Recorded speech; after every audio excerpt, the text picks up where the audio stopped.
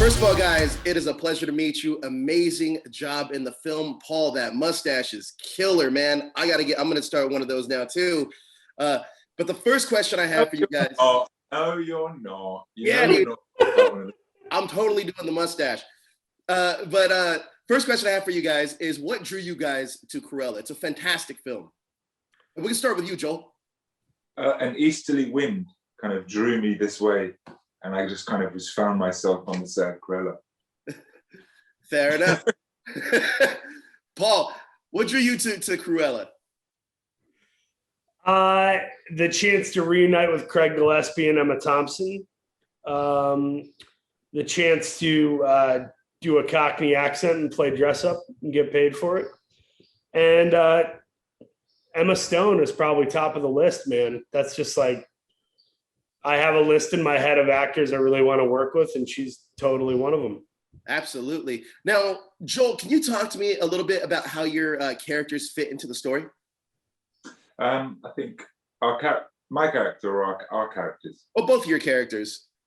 I think we're Estella / Cruella's a kind of surrogate family, and I think we're there to try and keep her grounded and keep her in the realms of reality and not kill someone, or try not to kill. That's why I think we're there. Absolutely. Now, Paul, Cruella really explored your characters and their relationships with Cruella in an unexpected way. Can you talk to me about the relationships between Jasper Horace and Estella / Cruella? Yeah, I think it's a relationship of survival. They didn't meet at a party when they were 23 and decided they liked the same brand of fun. They met as little kids and kind of pooled all their micro resources to stay afloat. And I think there's something really sweet and rootable about that. And that's why we probably get away with some of the naughty stuff we do in the movie, and the audience is still on board with us. Then again, audiences were still on board with Bryan Cranston in season 4 of Breaking Bad. So, like, the stakes are pretty low here. We don't have to worry too much. I think these Disney anti-heroes we portray will still be universally loved, hopefully. Absolutely. Absolutely. Now, Joel, Jasper kind of acts as the moral compass when Estella goes full Cruella. Can you talk to me about that shift in her character and how it affects Jasper? It affects Jasper and Horace, I guess, in all sorts of ways, because before they're kind of a team, and they're still a team after, but after they're a team with a boss who is very much the boss telling them what to do, and that's not how it was. It's not how it's been. So that's not, that doesn't work for us two. But at the same time, we want to give her space because we care about her and we want her to be well again. So we allow a certain amount of craziness to happen before we put our foot down. But even then, with your family, you want to try and get them back on board. You'll do anything really to try and make sure they're okay. And that's what I think about that. Absolutely. Now, Paul, Jasper and especially Horace have so many fantastic comedic moments. Can you talk to me about the comedy elements of your characters? Yeah, as far as the comedy elements go, I think, Craig Gillespie and Neil Swain, my dialect coach, and all these people that were instrumental in the tonality of what I was doing or what we were doing together. I just had like the biggest brain fart. Hitting the back of the head with like a baseball bat. You were asking about the comedy. Okay, so the comedy in the film, the reason I think it works is because we're not playing it like a Disney movie. We're kind of like two characters in a Guy Ritchie film that got dropped into Cruella. And that was part of the dialect for me, learning that Cockney accent.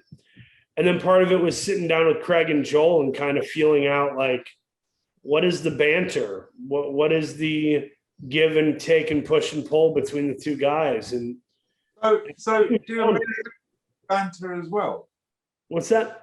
Do Americans say banter as well? Yeah, sometimes. Or rant, or screen rant. Or screen rant, yeah, or screen rant. You know, another question I have for you is, Joel, Paul just kind of mentioned it a little bit here. The grittier element to your characters was really interesting. What was that like to explore? Yeah, I guess that's to do with like pace. Like that's all pace, because pace in how we're speaking, pace of the camera movements, pace of the editing. And yeah, that's what that is. And at some point I clocked onto that early, luckily. And I clocked onto that and just kind of tried to keep that energy high and that pace high, because that's what he demanded, and what it wanted to be. And that's where I think that comes from. Can you guys talk to me? Look, Craig really understands like the language of film, like blending music, costumes, the setting. He really understood the movie. Can you talk to me about the collaboration process and working with Craig and kind of like just his directing style on this film? And Paul, you've worked with him before, so is there any this time around? Yeah, I would say there's a lot of trust, and he really has to entrust his actors and know that he casts the right people, because on the day, Joel and I might be waiting in our trailer 5, 6, 7 hours to do a scene. When they finally bring you up, it's not like you've been saying the same 3 lines in the mirror for 6 hours. That doesn't make you a better actor. It probably just makes you crazy. So, you know, when you get to set to do 2, 3 lines of dialogue after waiting 6 hours, they're trying to move. They have a lot to accomplish. So you don't always get like a big collaborative conversation about the scene. Sometimes you're just kind of like teaching a kid how to swim. Sometimes you throw them in the deep end and tell them, don't die. Keep moving your arms. That it's kind of like that with acting sometimes, where there's a lot of trust afforded, and he just throws you in the deep end and tells you to go swim because he hired you to swim. So I think the trust is a big thing. And then his sense of humor and enthusiasm. You know, we'll shoot something at 10 a.m., 9 a.m. in the morning, and by 4 p.m. after lunch, he's like showing us the scene's rough cut that he edited. And like, that's very unique. A lot of directors don't invite people in that way. And Craig's kind of like a little kid, like, come see this like thing I'm working on, you know, like that enthusiasm and sense of humor and vibe is really good. It's awesome. Now, Joel, what did you want to bring to the character of Jasper that wasn't necessarily on the page? That's a good question. Probably the heroin addiction. The heroin addiction was one. Did that make it into the film, or they? I think that one got cut. I think that one is cutting room floor. What I wanted to bring to that was maybe a caringness, like the softness. I think the character was written to be was softer than, you know, not particularly mean like everybody else. Right. But I was wary that it'd be really good if I could come across like I really genuinely cared, because there's a couple of scenes where it wasn't like, let's nick this or let's steal this or run away or get this. And I thought the reason for this character in this is to give that, make a little bit of normalcy, a little bit of normalcy, crazy, yeah. All the stuff crazy. And if those little bits of normality could be right, then it would just be really nice, because then that would give just a slight different texture to the rest of it. And also it gives you a slight breath, because then you go back into the rest of it, which is, you know, all kinds of stuff happening. And maybe that's one thing I really wanted to try and do.